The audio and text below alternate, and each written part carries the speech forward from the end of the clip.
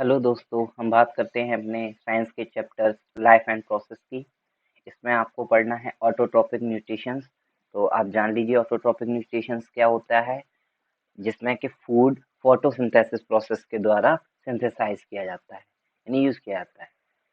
अब हम इसमें देखते हैं कि इसकी प्रोसेस जो होती है उसमें आपको CO2, H2O और सनलाइट क्लोरोफिल के प्रेजेंस में आपका ग्लूकोज बनता है और ऑक्सीजन रिलीज होती है।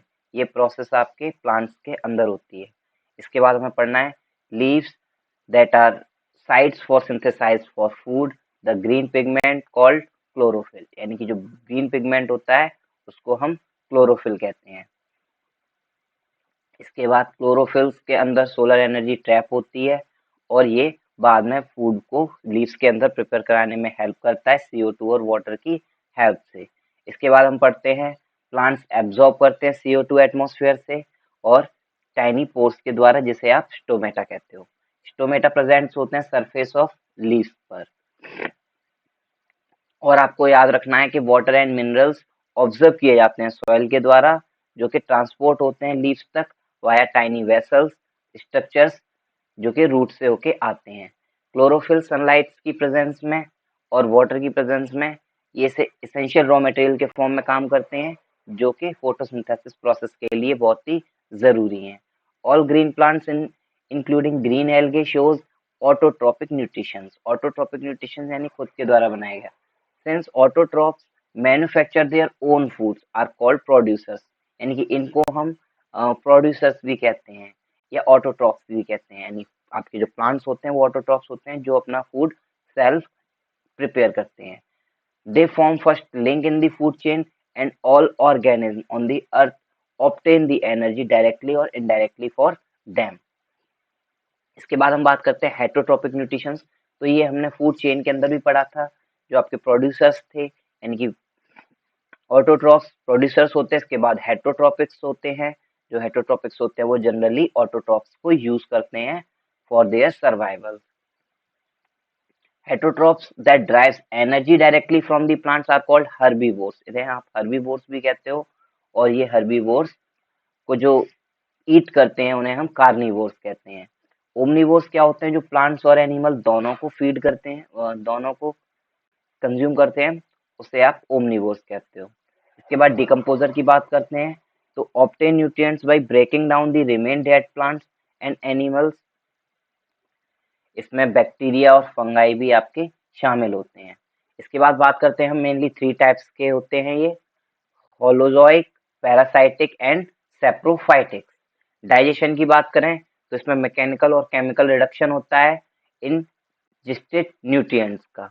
ह्यूमन डाइजेस्टिव सिस्टम कंसिस्ट करता है लॉन्ग एलिमेंट्री कैनल, यानी कि ह्यूमन डाइजेस्टिव सिस्टम की अगर हम बात करें तो इसकी जो संरचना है वो ऊपर से नीचे तक बहुत लंबी है। इसमें आपके माउथ से लेके फेरिंक्स से लेके oesophagus, stomach, small intestine and large intestine, ये सब शामिल होती हैं। इसके बाद हम बात करते हैं एसेसरीज ऑर्गन। एसेसरीज ऑर्गन्स हमारे शरीर में हेल्प कराते हैं अदर बॉडी पार्ट्स को मूव कराने। ग्रीन प्लांट्स प्रिपेयर करते हैं फूड को by process of photosynthesis. Photosynthesis ऐसा प्रोसेस है जिसमें सिंथेसाइज होता है फूड, जो कि CO2 एंड वाटर की प्रेजेंस में और सनलाइट की प्रेजेंस में बनता है। द इक्वेशन ऑफ फोटोसिंथेसिस, ये आपको पता होनी चाहिए, एग्जाम में बार बार पूछी जाती है। तो फोटोसिंथेसिस की प्रोसेस जो होती है वो आपकी ये होती है, जिसमें CO2, water, sunlight and chlorophyll की प्रेजेंस में लीव्स के अंदर फूड प्रिपेयर होता है, जिसके अंदर कार्बोहाइड्रेट्स और ऑक्सीजन रिलीज होती है। लीव्स वो साइट्स हैं जहाँ पे फूड का सिंथेसाइज होता है। और ग्रीन पिगमेंट्स जो होता है प्लांट्स के अंदर, उसे आप क्लोरोफिल कहते हो। इसके 2 फेजेस होते हैं फोटोसिंथेसिस के। एक होता है फोटोकेमिकल फेज, दूसरा होता है बायोसिंथेटिक फेज। ठीक है, आगे हम बात करते हैं जो रिएक्शन फोटोसिंथेसिस में क्रॉस फोटोलाइसिस में यूज होती हैं। उसमें आपका है NADP, adenosine diphosphate, electrons release करके हाइड्रोजन के कंजम्पशन से क्या करता है, ये एक एंजाइम NADPH बनाता है। O2O ऑक्सीजन में कन्वर्ट हो जाता है और एडिनोसिन डाइफास्फेट फास्फेट के साथ रिएक्शन करके एडिनोसिन ट्राइफॉस्फेट बनाता है। इसके बाद हम बात करते हैं बायोसिंथेटिक फेज की। इसमें the reaction that doesn't require light happens during the day time wells, यानी कि वो प्रोसेस जिसमें लाइट्स की हीट्स की रिक्वायरमेंट नहीं होती है वो बायोसिंथेटिक फेज कहलाता है। क्लोरोफिल की बात करते हैं तो क्लोरोफिल सोलर एनर्जी को ट्रैप करता है और बाद में, ये आप पहले भी पढ़ चुके हो जैसा कि मैं पहले बता दिया है।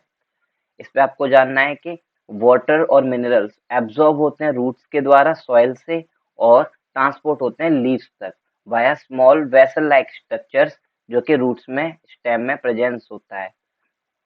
इसके बाद हम बात कर लेते हैं क्लोरोफिल्स की।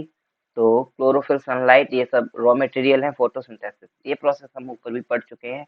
आप इसके लिए डायग्राम बना सकते हो, एग्जाम में अगर पूछा जाता है फोटोसिंथेसिस प्रोसेस फिर से पूछी जाएगी तो आपको फिर उसका रिएक्शन भी लिखना है।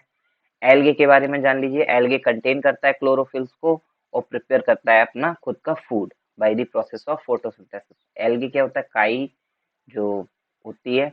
इसके बाद एंड रिजल्ट ऑफ फोटोसिंथेसिस, उसमें आपका ग्लूकोज और वाटर रिलीज होता है।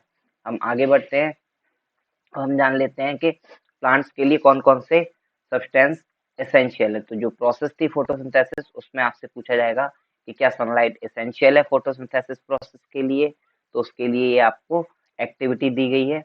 दूसरा आपको पूछा जा सकता है क्लोरोफिल एसेंशियल है फोटोसिंथेसिस के लिए, उसके लिए आपको पता होना चाहिए इसका हम टेस्ट किससे करते हैं, इसका टेस्ट हम करते हैं आयोडीन डालकर। इसके बाद न्यूट्रिशंस ह्यूमंस में कौन कौन से होते हैं, तो हम बात कर लेते हैं माउथ जिसके अंदर टीथ, सैलिवरी ग्लैंड्स और टंग। टीथ ब्रेक डाउन करता है फूड को, और टीथ आपके मोस्टली 4 टाइप्स के होते हैं, molar, premolar, canine and incisor. और जॉ, इसके अंदर जॉ भी होती है। इसके बाद बात कर लेते हैं हम टीथ की। तो ये आपके मोलर्स और प्रीमोलर्स जो होते हैं वो आपके च्यूइंग और ग्राइंडिंग करते हैं फूड को। कैनाइन्स जो होते हैं वो चीरने फाड़ने का काम करते हैं। इंसीजर जो होते हैं आपके वो कटिंग और बाइटिंग टूल्स की तरह काम करते हैं। इसके बाद टोटल जो लाइफ स्पैन होती है ह्यूमन बींग्स की, वो 2 सेट ऑफ टीथ ग्रो होते हैं। 2 तरह के टीथ हमारे अंदर ग्रो होते हैं, एक होते हैं आपके मिल्क टीथ और दूसरे होते हैं परमानेंट टीथ। जब बेबी बॉर्न होता है उसके बाद जो टीथ आते हैं वो मिल्क टीथ होते हैं, जिसे दूध के दांत भी बोलते हैं। सलाइवा की बात कर लेते हैं। सलाइवा सीक्रेटेड होता है सैलिवरी ग्लैंड्स के द्वारा, जो हमारे टंग के अंदर होता है। जो आपकी बार बार लार बनती है इसको आप सलाइवा कहते हो।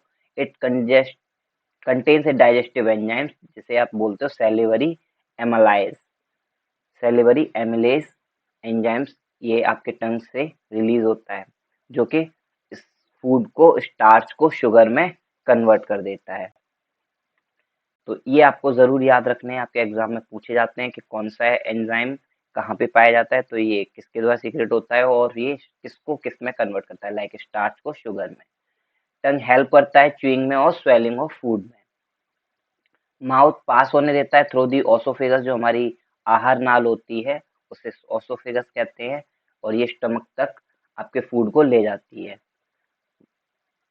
और वॉल्स ऑफ ओसोफेगस को हम पेरिस्टेलिस कहते हैं। इसके बाद हम स्टमक की बात कर लेते हैं। इसका काम होता है फूड को मिक्स करना और डाइजेस्टिव जूस के द्वारा। और इसके बाद ये म्यूकस प्रोटेक्ट करता है लाइनिंग ऑफ स्टमक को action of acids, against the action of acids, यानी कि जो आपका खाना जाता है उसको आसानी से वो शरीर के अंदर तक कैसे पहुंचता है, तो ये इसी म्यूकस के द्वारा होता है। इसके बाद हम बात कर लेते हैं pepsin breaks protein into polypeptides, rennin change soluble milk protein into curd. ये सब आपको याद रखने हैं, किस तरह का प्रोटीन किस में चेंज करता है। Food from starch from stomach moves into the small intestine. इसके बाद छोटे पेट से हमारा जो खाना है वो सीधे स्मॉल इंटेस्टाइन में जाता है। तो हम देख लेते हैं स्मॉल इंटेस्टाइन में डाइजेशन कैसे होता है। तो इसकी लेंथ आपको याद रखनी है, 7.5 मीटर लॉन्ग होता है ये, और ये एलिमेंट्री कैनल्स का सबसे लंबा पार्ट है। यहाँ पे ये वो जगह है जहाँ पे डाइजेशन होता है कार्बोहाइड्रेट, प्रोटीन्स और फैट्स का। और All digestive food is absorbed by the wall of intestine. This process is known as absorption. इस प्रोसेस को आप absorption कहते हो। इसके बाद हम बात कर लेते हैं स्मॉल इंटेस्टाइन्स। बहुत ही छोटे छोटे फिंगर लाइक प्रोजेक्शन रखती है जिसको आप विली कहते हो। विली इंक्रीज करती है सरफेस एरिया को फूड एब्जॉर्प्शन के लिए, और फूड जहाँ पे डिलीवर होता है और एवरी सेल्स जो जो होती है वहां तक आपका जो फूड है वो पहुंचता है। और इसमें कॉम्प्लेक्स सब्सटेंस होते हैं जैसे कि प्रोटीन्स, और ये प्रोसेस आपकी एसिमिलेशन कहलाती है। It receive intestinal juice from the two glands liver and pancreas that help in further digestion of food. Liver के बारे में आपको जान लेना है। लीवर जो है वो लार्जेस्ट ग्लैंड होता है हमारी बॉडी का, और ये बाइल जूस सीक्रेट करता है। बाइल जूस स्टोर्ड होता है आपका गॉल ब्लैडर के अंदर, जो कि एक इम्पोर्टेंट रोल प्ले करता है किसके डाइजेशन में, फैट्स के डाइजेशन में। इसके बाद हम बात कर लेते हैं पेनक्रियास की। तो पेनक्रियास जो एंजाइम कंटेन करके रखता है वो आपके डाइजेशन में हेल्प करता है, जो कि एमालाइज है। एमालाइज आपको स्टार्च को ब्रेक करता है माल्टोस में। लिपेस ब्रेक करता है कॉम्प्लेक्स फैट को सिंपल फैट्स में।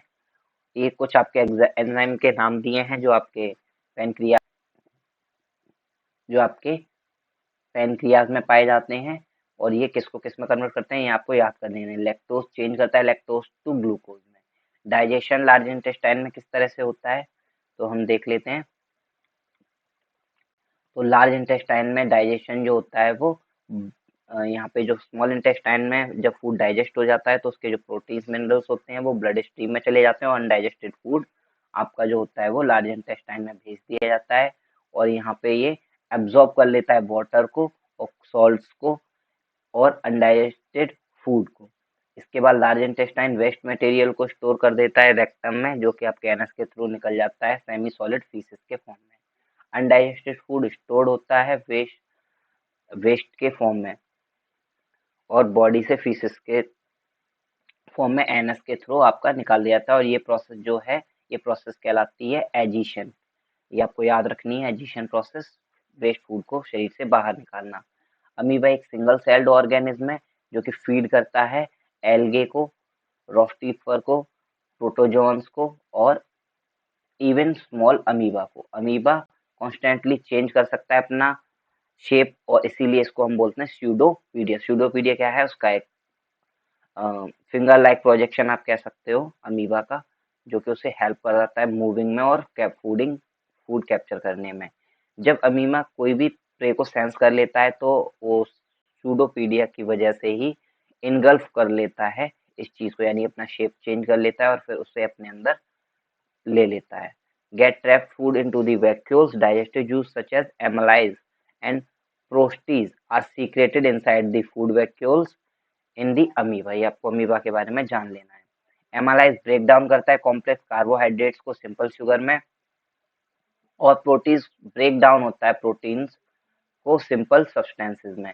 और डाइजेस्टिव फूड लेटर एब्जॉर्ब होता है अमीबा के द्वारा ग्रोथ के लिए, मेंटेनेंस के लिए, एंड अनडाइजेस्टेड फूड एजिस्टेड होता है यूजिंग स्यूडोपीडिया। इसके बाद हम नेक्स्ट वीडियो में मिलेंगे। Thank you.